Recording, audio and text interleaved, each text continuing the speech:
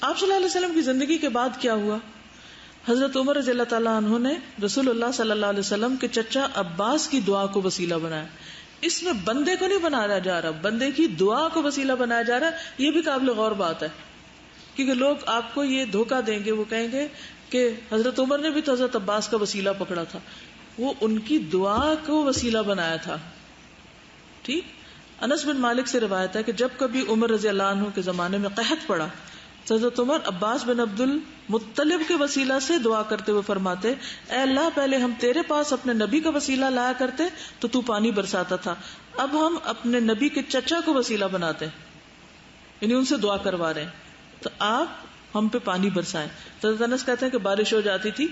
اب یہ ہے کہ اس وقت حضرت عمر کے لیے مدینہ میں کیا اللہ کے رسول صلی اللہ علیہ وسلم کی قبر بہت دور تھی اور حضرت عباس کا گھر قریب تھا؟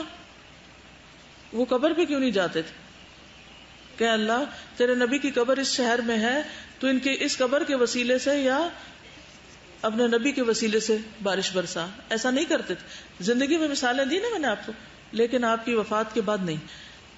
یعنی وہ دعا کریں گے ہمارے لیے، یہ مطلب ہے اس کا. یعنی یہ نہیں کہا کہ ابن عباس کا وجود وسیلہ ہے.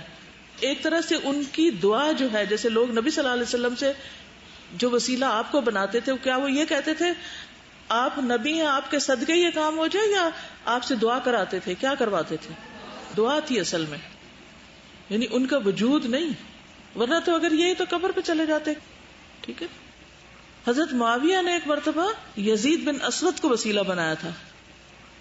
ایک کتاب ہے علامہ البانی کی التوسل و احکامہ، اس میں یہ روایت انہوں نے لکھی ہے کہ آسمان نے بارش روک لی تو امیر معاویہ اور دمشق کے لوگ بارش کی دعا کے لیے نکلے. جب معاویہ ممبر پہ بیٹھے تو یزید بن اسود کا پوچھا کہ کہاں ہے. لوگوں نے ان کو بلایا تو وہ لوگوں کے گردنیں پھلانگتے ہوئے سامنے آئے. معاویہ رضی اللہ تعالیٰ عنہ نے ان کو ممبر پہ آنے کا حکم دیا کہ اوپر آ جاؤ. وہ ممبر پہ چڑھے اور معاویہ کے پاؤں کے پاس بیٹھ گئے. پھر معاویہ رضی اللہ عنہ نے کہا، اے اللہ ہم آج تیرے پاس سفارش لے کر آئے ہیں اس بندے کی جو ہم میں سب سے بہتر اور افضل ہے. یعنی ان کے نزدیک وہ ایک نیک انسان تھے. پھر معاویہ رضی اللہ عنہ نے کہا، یا اللہ آج ہم تیرے پاس یزید بن اسود کی سفارش لے کر آئے. پھر آپ نے کہا، اے یزید اللہ کی بارگاہ میں ہاتھ اٹھاؤ، دعا کرو. یہ نہیں کہا کہ بس یہ بندہ پیش کر دیا آپ کو، بلکہ کیا کہا، یزید دعا کرو.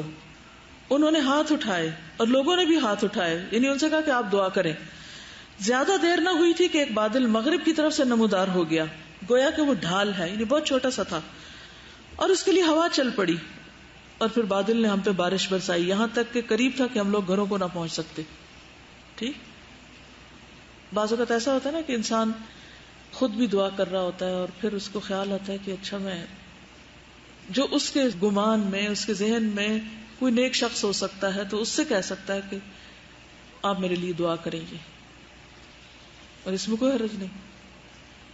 کبھی ہو سکتا ہے زندگی میں آپ نے تجربہ کیا ہو اس چیز کا. پیپرز کی خوب پریپریشن کی ہوتی ہے، پھر امی کو کہتے ہیں آپ میرے لیے دعا کریں میرا پیپر اچھا ہو جائے.